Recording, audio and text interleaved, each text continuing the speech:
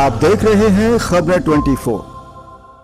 Samajwadi party के राष्ट्रीय अध्यक्ष और उत्तर प्रदेश के पूर्व मुख्यमंत्री अखिलेश यादव ने अमेरिकी राष्ट्रपति डोनाल्ड ट्रंप के एक फैसले पर चिंता जताई है। 20 जनवरी को शपथ लेने वाले ट्रंप ने एक आदेश में कहा है कि अब अमेरिका में जन्मजात नागरिकता नहीं मिलेगी। अमेरिकी सरकार के इस फैसले को लेकर अखिलेश यादव ने मोदी सरकार से भी सवाल किए हैं। उन्होंने कहा कि अभी अमेरिका ने जो फैसला लिया है कि जन्म से आपको नागरिकता नहीं मिलेगी, तो सोचिए कितने भारतीयों को वापस आना पड़ेगा, तो उसमें यह सरकार क्या करेगी। साथ ही कन्नौज सांसद ने कहा कि अगर यह फैसला हो गया कि अमेरिका में रहने वाले भारतीय वापस आएंगे, तो यह सरकार क्या करेगी, उसमें सरकार क्या कर रही है, यह बड़ा सवाल है जो आने वाले समय में बहस का मुद्दा बनेगा। अभी अमेरिका ने जो फैसला लिया है कि जन्म से आपको नागरिकता नहीं मिलेगी, तो सोचिए कितने भारतीयों को वापस आना पड़ेगा जो पीढ़ी दर पीढ़ी वहां रहते रहे हैं।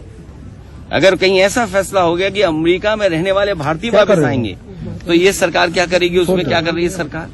चलो भैया, हो गया। ये बड़ा सवाल है जो आने वाले समय में बहस का मुद्दा बनेगा। इसलिए जो देश के सवाल हैं, असली सवाल है किसान की आय दोगुनी क्यों नहीं हुई, बेरोजगारों को रोजगार मिला कि नहीं मिला, जो फौज में भर्ती हो रही है आधी अधूरी नौकरी वाली, समाजवादी लोग कभी स्वीकार नहीं कर सकते। ठीक। तो ये तमाम सवाल हैं जिन पर कोई चर्चा नहीं कर रहे हैं। और सबसे बड़ा सवाल तो उत्तर प्रदेश में आया कि भ्रष्टाचार चरम सीमा पर है।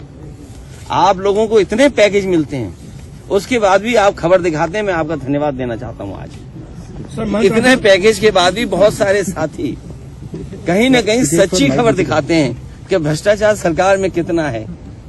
2 दिन 3 दिन बाद हर दिन दिखाई देता है इनके विभाग कैसे लूटे जा रहे हैं, कितने लूट हो रही है इनके विभागों में, ऊपर से नीचे तक। और फिर सबसे बड़ा गोरख धंधा तो वो चल रहा है, गंगा एक्सप्रेसवे का तो नहीं कहेंगे अभी क्योंकि वो पूरा नहीं हुआ। ये लोग कह रहे थे कुंभ तक पूरा हो जाएगा। आप बताओ, सब जानते होंगे आप, यही सरकार दावा कर रही थी कि महाकुंभ होगा तब तक गंगा एक्सप्रेसवे बन जाएगा। पूर्वांचल एक्सप्रेसवे में जो लिंक जुड़ा है गोरखपुर, उससे बड़ा गोरख धंधा कहीं नहीं हुआ होगा जो वहां दिखाई दे रहा है। 22 में बनना था, आज से नहीं बन पाया। 7,000 करोड़ की योजना है। तो ये वो सवाल है जिसका जवाब भारतीय जनता पार्टी पे नहीं है। घर घर जल, उसमें कितनी उंगली उठी है, पूरे गांव खोद दिए गए।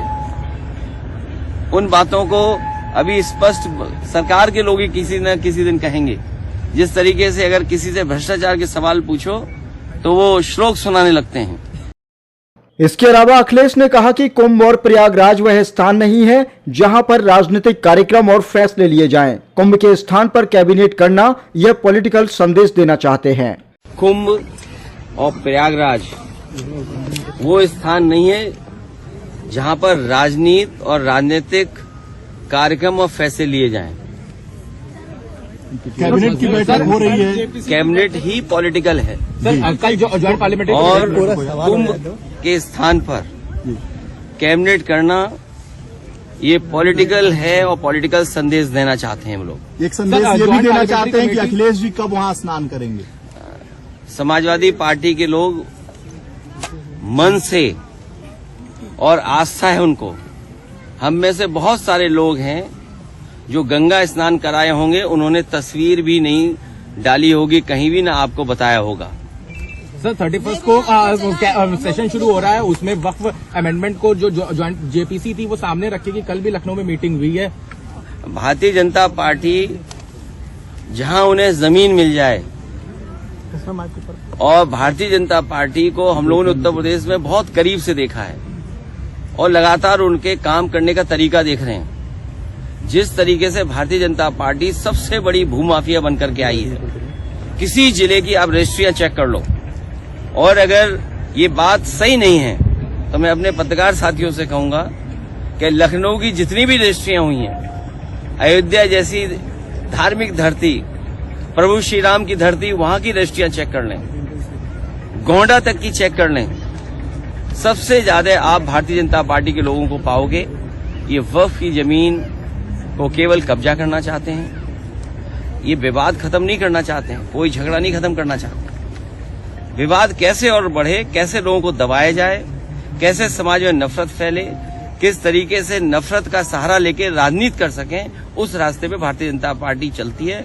उसी के लिए समय समय पर वो कानून लाती है। वहीं उन्होंने मिल्कीपुर उपचुनाव पर कहा कि मिल्कीपुर हम सब लोग मिलकर जीत कर दिखाएंगे। भारतीय जनता पार्टी अपनी पुलिस को आगे करती है। निष्पक्ष चुनाव होगा तो ऐतिहासिक जीत समाजवादी पार्टी की होने जा रही है। मिल्कीपुर हम सब लोग मिलकर के जीत के दिखाएंगे। सब आपने कहा था ऐतिहासिक चुनाव होगा, तो क्या कुछ ऐतिहासिक, मतलब अभी सारे बहुत बाई पोल्स हुए, ये वाला सबसे ऐतिहासिक? मिल्कीपुर का इकलौता चुनाव है।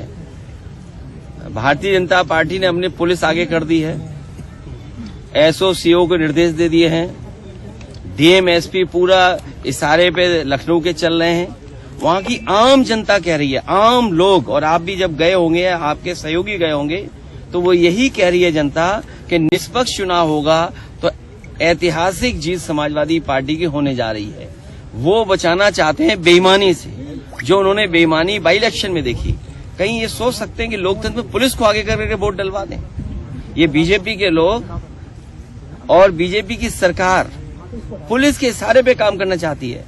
हमें कहीं से डेटा मिला था और उस डेटे को मैंने ग्राफ में कन्वर्ट कर करके मैंने ट्वीट कर दिया, सोशल मीडिया पे डाल दिया।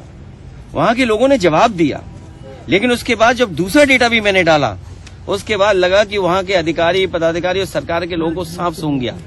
ये जो संस्कृति पैदा की जा रही डेमोक्रेसी में, अधिकारियों के माध्यम से वोट डलवाने की, ये परंपरा गलत है। कल को दूसरी सरकार आएगी और अगर इसी रास्ते पे चलेगी तो मुझे लगता है कि बहुत सारे इनके नेता हैं वोट भी डालने नहीं जाएंगे। केंद्र सरकार पे आरोप लग रहा है कि प्लेसेस ऑफ वर्शिप एक्ट पे वो जान के रिप्लाई फाइल नहीं करे सुप्रीम कोर्ट पे, ताकि हियरिंग डिले हो सके। देखिए, प्लेसेस ऑफ वर्शिप एक्ट और जो हमारा संविधान हमें जो रास्ता दिखाता है, हमें सभी धर्मों के बराबर सम्मान करना है। पंथ निरपेक्ष, सोशलिस्ट, ये देश तभी है जब हम सब धर्मों का सम्मान करें, और यही हमारे संविधान की मंशा है कि हम सब धर्मों का सम्मान करें। लेकिन भारतीय जनता पार्टी कुछ न कुछ ऐसा काम समय समय पर करती है जिससे समाज में नफरत फैले, क्योंकि उन्हें बेरोजगारी पे चर्चा नहीं करनी, महंगाई पे चर्चा नहीं करनी, जो दुनिया में हमारे देश की बदनामी हो रही है उस पर चर्चा नहीं करनी, जो आर्थिक स्थिति आज है, आपका रुपया कहाँ पहुंच जा रहा है, बड़े पैमाने पे बेरोजगारी है, उस पर वो चर्चा नहीं करना चाहते हैं। और इन पर तो कोई ठोस बड़ा काम भी नहीं है जो दिखा सकें और जनता को बता सकें कि हाँ, ये उनकी सरकार में काम हुआ है, जिसकी वजह से जीवन में बदलाव आया है लोगों के। दिल्ली चुनाव चरम पर है, आप कब जाएंगे, क्या होने वाला है? दिल्ली में हमारा समर्थन आपको है, इसका मतलब ये मत निकालिए कि हम कांग्रेस के विरोध में हैं। सब बीजेपी लगातार इंडिया गठबंधन उसी के साथ खड़ा है जो भारतीय